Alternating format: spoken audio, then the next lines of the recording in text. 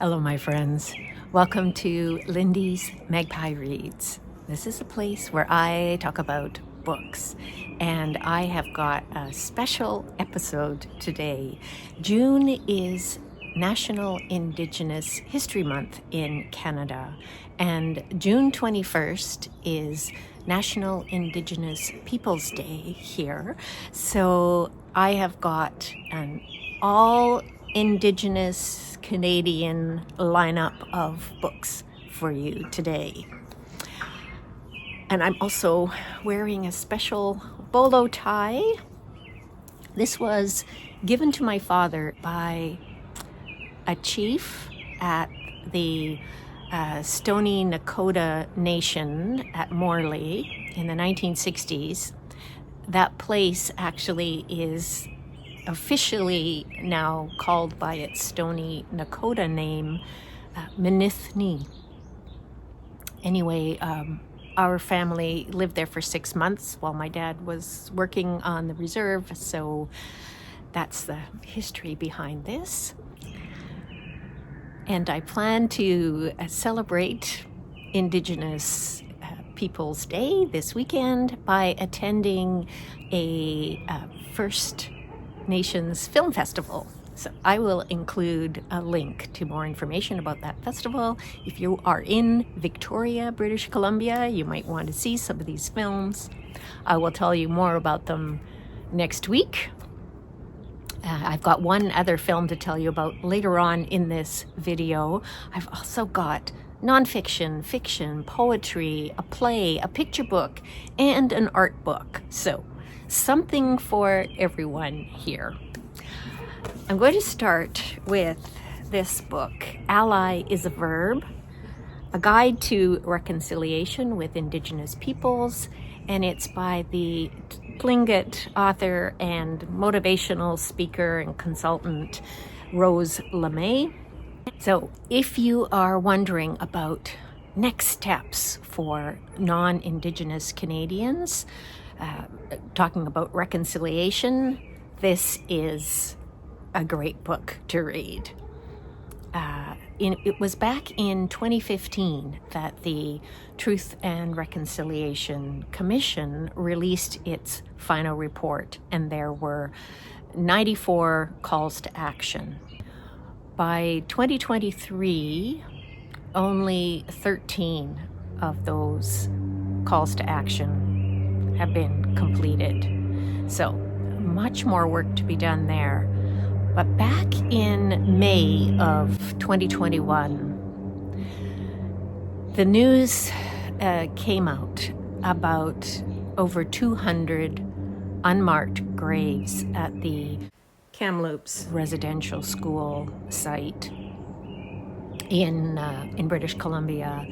And that news and the subsequent graves at other former residential schools seem to have really shocked Canadians and brought so much more awareness to residential schools, which we call them schools. They were prisons, they were work camps.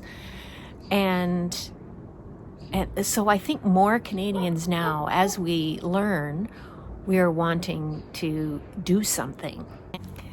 And that's where Rose LeMay comes in. So she talks about allyship and how it's a team sport, and being an ally is not a gold star you can give yourself. This is something that is earned, and it's a recognition that is bestowed upon you by others who recognize your work.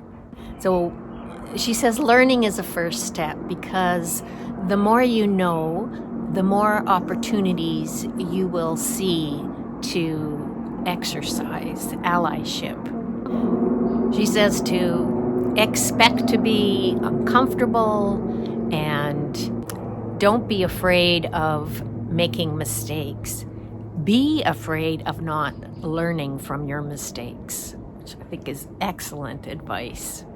She talks a lot about hope. She says, hope, though, needs to be something that is followed by action, because hope without action leads to nothing. So hope is a thing that powers change. There are lots of additional resources that are listed after every chapter. And one of those is a film by Alanis Obamsawin, a woman who has made, I think, over 30 films. The particular one that's recommended in here is Kanatatsake, 270 Years of Resistance. And that one is available to watch for free online. It was put out by the National Film Board. Well, I know Canadians have access to it for free. I hope that it has a wider audience as well. I will include a link in the show notes. And I just want to mention the beautiful cover. This features beadwork by Heather Dixon. And the next book I want to tell you about also features beadwork, this time by Krista Leddy. This collection of poetry is called South Side of a Kinless River, and it is by the Metis poet Marilyn Dumont, who lives in Amiskwasi-Waskahikan, which is also known as Edmonton, my former longtime home before I moved to Victoria. Marilyn Dumont has won numerous awards and critical recognition. This book is about Métis identity, and especially within a nation, Canada, that is trying to erase that identity, has been trying to erase that identity for more than 100 years. Métis culture and language came about from early European men coming to Canada and having sex with Indigenous women, and then they returned back to Europe, leaving behind their Indigenous wives and their children. They've been here in Canada for a long time. There's quite an extensive Cree glossary at the back. The Cree language is Nahiawewin, and in this next book, there is also a lot of Cree language. This poetry collection is by the queer writer Tawahum Bige. Stages of Tanning Words and Remembering Spells, Part 1, Scraping Lungs Like Hide. Isn't that a great title? The cover art here was done by Tawahum's brother Jonas. Give you a closer look. I talked about Tawahum's first poetry collection, Cut to Fortress, in a video back in July of 2022. So if you're interested, there'll be a link in the show notes. That one had more rage in it. This one, it's like the fires of that rage have been skillfully distilled to a charcoal that Tawahum has used to beautiful effect, powerful effect. I heard them read from this at Planet Earth Poetry at Russell Books here in Victoria. It was part of the Planet Earth Poetry series, but they did an all-queer event sponsored by the Victoria Arts Council and part of the queerisland.ca Festival of the Arts. So the two readers, the other one was Tracy Way DeBauer, are recorded. The recording is available online, I'm going to link that so you can hear Tawahum read themselves, read their words themselves. That reading was so great that I thought the print version would not live up to it, and I was wrong. It's even more powerful to me to be going through these words again on the page. Well, of course, there's the complete poetry as well. Tawahum didn't read all of the poems. They read a lot of poems that had to do with being in bed. There's one called Another Poem About Not Getting Out of Bed. Mental health issues are addressed in here. Racism in Canada. A lot of these poems are about childhood and being a teen. And I am only halfway through. It's the kind of poetry, all poetry, it's the kind of writing that you want to take in slowly, and I am absolutely loving this. It's great. I forgot to mention that Tawahum is Łutselk'e, Dene, and Plains Cree, and also has settler ancestry, and writes about that as well in this collection. Next, I have a play by Falen Johnson, Two Indians. Falen is Mohawk and Tuscarora, and there's quite a long introduction and some photos from different times that this play was mounted. The play itself is about two young women from the same reserve. One has been living in the city of Toronto for a few years, and her cousin comes to the city to talk to her and trying to convince her to come home. It's not a long read, and it is powerful. I really want to see this mounted. I'll be watching for it. I'll just read one small section from here because it's about allyship. Ro says, I just feel so angry all the time, or at least like I'm ready to be angry all the time, like it's always right there at the door waiting to jump out, almost wanting to jump out. And Wynne replies, I think we all feel like that, ready to fight. Maybe it's the Mohawk in us, the warrior. Maybe we carry that with us. And Rose says, maybe it's because 10 years ago, 5 years ago, it was all different. No one knew anything, and now we have all these white folks lining up to be allies. And they look at me with their eyes all big and full of tears and ask me to absolve their ancestors of something. And I am sick of explaining it doesn't work that way. You don't get to cry on me. This is something that Rose LeMay talks about. Allies. When we've got sorrow, when we've got rage, we need to deal with that separately. And not put it on our Indigenous friends. They know all about that. They've got enough to deal with.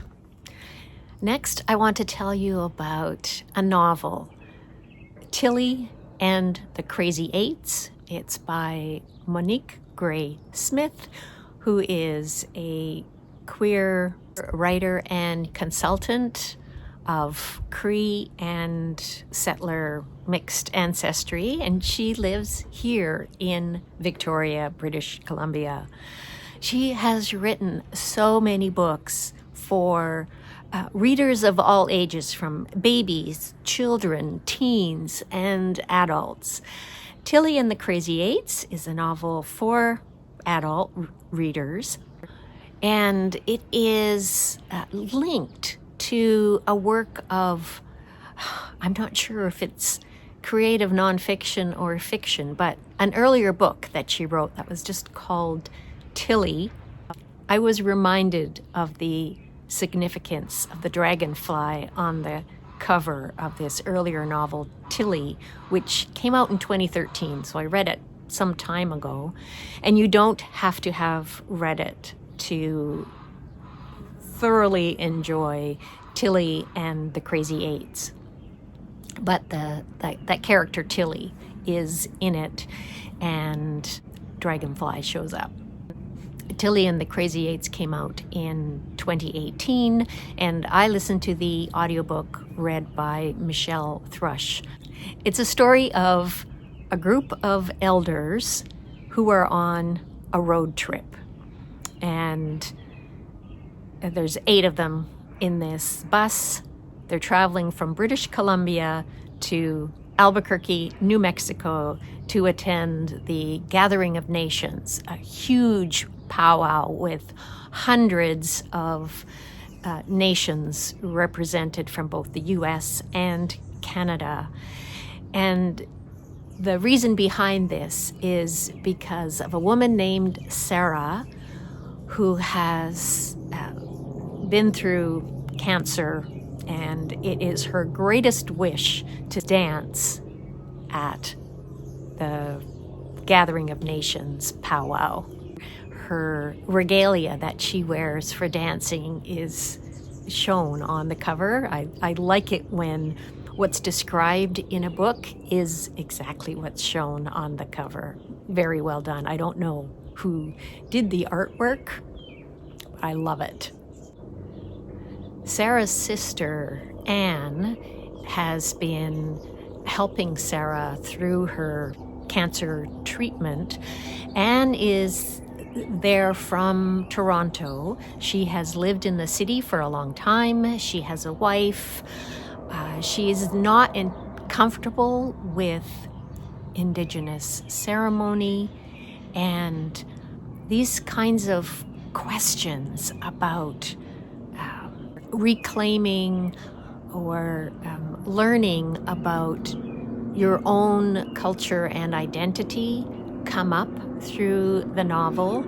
The cultural practices that were taken away from Indigenous children when they were at residential school is a central issue here in this novel. It's a story about healing. It is heartwarming. So if you are in the mood for that kind of story, yeah. I've heard Monique Gray-Smith give an online talk about her adaptation of Braiding Sweetgrass for a younger audience, and her compassion, her commitment to love as medicine just beams through her when she talks. So, and yeah, you definitely feel it in this book as well. Now I want to tell you about George Littlechild. He is a two-spirit artist who grew up in Amiskwasiwaskahikan, Edmonton, grew up in foster care and with a white family. And it wasn't until he was in his later teens that he started finding out more about his Nihia or Cree heritage. His mother was Cree and his father was white. In this picture book, This Land is My Land, that's what he talks about. He has photos of his ancestors here and explains his paintings and